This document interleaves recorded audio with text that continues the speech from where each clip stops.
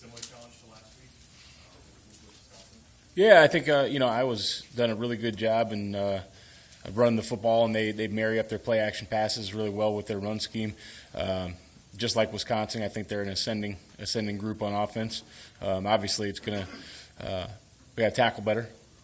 That's no secret. I thought probably last game we did not tackle well as a group. I thought we attacked some run fits probably a little too fast, and that's on me. I had those guys wired up to really go hit those run fits and try to make that thing real small. As everybody watched the football game, some of those runs got bounced around a little bit in the backfield and popped loose on us, which was very unfortunate. But I think some of that's definitely on me, not on the kids. But when we're playing a game like this, obviously the guys up front got to do a really good job. They got to take this game over for us, and then I think as a group we got to tackle the ball carrier better. We got to leverage the ball better, and we got to do a better job of getting the guy on the ground. I know you don't like to make excuses, but how much did it impact you not really having Damian much, not having Williams, not having JoJo? Yeah, I mean, I think it impacts you. I mean, it's those are really good football players and guys that have been leaders on the team. Changes things a little bit, and then Caleb goes down early in the game as well. But that's football, and the next guy's got to play, and those next guys are going to play next year. And it wasn't like we need to call timeout when we didn't have those guys because we didn't know what to do. Those guys were ready to play football. They just got to keep getting better and better, and the rest of the group's got to cover up for a little bit of those guys. When you get a new guy in there, it doesn't matter who it is or how much experience they have. When you get a new guy in there, it takes a while to get acclimated. Your eyes are big, especially against playing a team like Wisconsin. But it's football. Everybody's got guys that are injured. We're no different. Iowa's no different. Wisconsin's no different. Everybody's got guys that are banged up and guys that are injured. So we got to do what we got to do to win football games and continue to play good defense with or without guys that are in the lineup. And I hope we can get them all back. But the next guys up got to take a stand, and the next guys up got to be ready to roll. How was the tackling compared to maybe like the rest of the season? How much of an issue was it on Saturday? Yeah, to be honest with you, I thought throughout the year we've tackled pretty well. We've done a really good job leveraging the football. There hasn't been a lot of misses out there, and the ones that have got missed have been missed the correct way, and that's a funny thing to say. But when you miss on the right leverage and you bounce around a little bit, the rest of the posse can hunt. But that game where they're getting in 22 personnel or bringing an extra tackle in, and that box is so packed.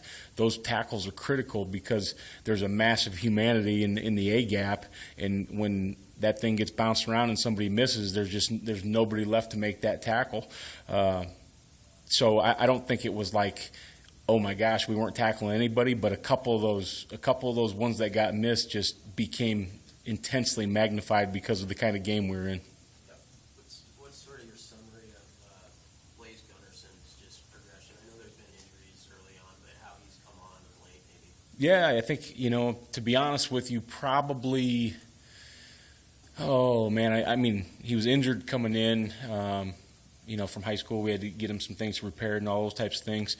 He's made some steady progress, and to be honest with you, really after the first bye week, we kind of thought, man, this guy's, really playing well. And maybe that was because during that bye week you had an opportunity to get some of the older guys a little rest, and you had some good periods with some younger guys playing. But we got a chance to see him against some of the first-string offense, some of those good tackles and one-on-ones and some of those good periods. So I think that first bye week was we were kind of like, man, this guy's really coming along, him and both him and Jamari. And so it wasn't necessarily a great thing that he had to go in the game because Caleb got injured, but really good to see him respond.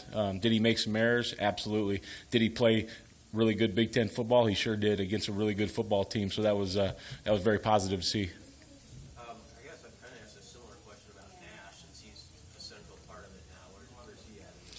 Yeah, I think Nash is probably a little different than Blaze. I think Nash we kind of saw a little bit earlier that he was coming along really well, and he's got some very meaningful reps against Cam Jurgens, which is always a good barometer to see where those guys are at. But he just had Damian Daniels has played such good football, and some of those other guys he hasn't had a chance to get in as many games. But Nash is really coming along well too. How do you think the process senior day this Friday, Erik, when there's so many guys that you're not sure if they're coming back, if this is Yeah, I don't anticipate many guys will walk on senior day that are going to come back, if that makes sense.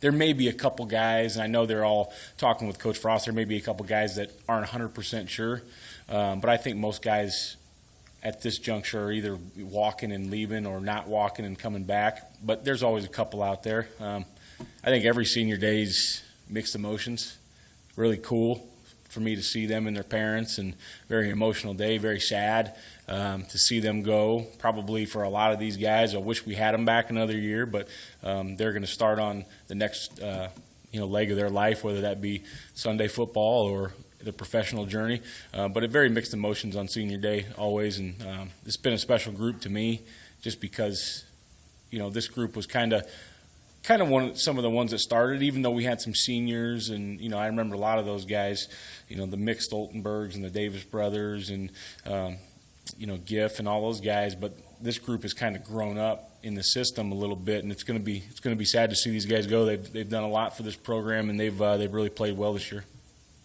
Gary Nelson was really complimentary on Saturday of Caleb Tanner and the growth that he's had over the past year. What does that look like to you maybe over the last 12 to 18 months? Yeah, I don't know if I agree with Garrett. I don't know if it's so much growth in between the white lines. I think it's growth outside the lines. Caleb has become, this year, in my opinion, he has become a really good teammate. He's starting to develop leadership traits. He's taking care of business in the classroom. He's taking care of business off the field.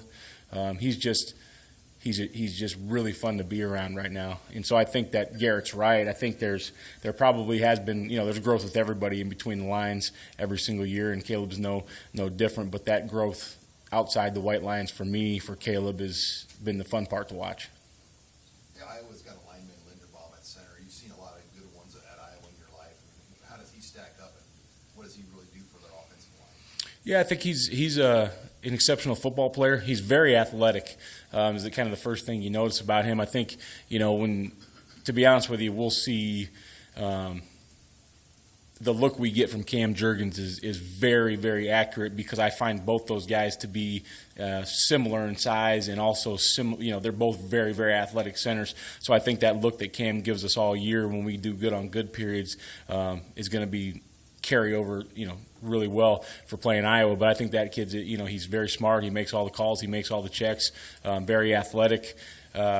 Finishes plays. He just looks like a Big Ten offensive lineman, just on the upper side of the athleticism. Is this your traditional Iowa offense that you've seen so far out of this year, Coach? Yeah, I think they're always going to get good at a few run plays. Those run plays might not be the same year to year. I think they kind of tailor that to the personnel they got, whether they have tight ends or fullbacks and what kind of back they have and those types of things. But, that's going to be based off that zone run game, and it's going to stretch you out, and the running backs are going to be really good at cutting that thing back, and they're going to try to, formation and shift and give you a different look at their packages. The thing that we've noticed as of late is they've added some gap schemes into the equation, some counter and some power, some pin and pull. But, this is who they are. They're going to run the ball, and they're going to try to run it right at you, and then they're going to complement you with the play-action passes that marry up to the run plays. And then they also have the ability, with some of their receivers to take a shot downfield. They're very good, double moves, max proing that thing up and trying to let one rip and see if your DBs are getting too nosy in the run fit. So I think they have a very nice pieces all around to build off that run game that they've developed. You know what? To be honest with you, it doesn't seem like it changes up much. I think both their quarterbacks have their own different tendencies, but I think that the offense is going to stay pretty stable. So I don't think it matters who's in there. What does this rivalry mean to you? Because obviously your history, and what would a win mean to the program? This rivalry. I think it means everything. I know our guys want to win. They want to win a game in the last stretch here, but they want to win this one. This game's got a trophy involved. Anytime there's a trophy involved, it's a special football game. Obviously, for me growing up in that state, there's a lot of people that I know they're going to be cheering for Iowa, which is, obviously adds a little fuel to the fire. There's going to be a lot of people I know in that state that are going to be cheering for Nebraska, and I know that they're wearing black shirts gear to the game and or to the bar or wherever they're watching the game, and they're going to take a lot of heat.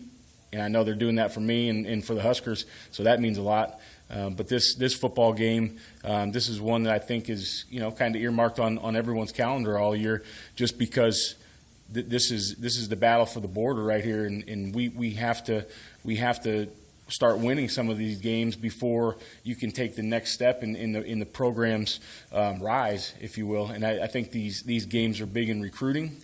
These games are big for the team, and this, you know, a win in this kind of game can set you up for where you want to go next year. It can set you up a little bit as we go off recruiting.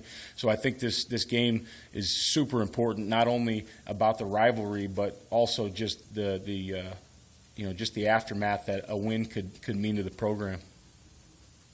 Anything else for Coach? Okay, thank you. Thank you, guys.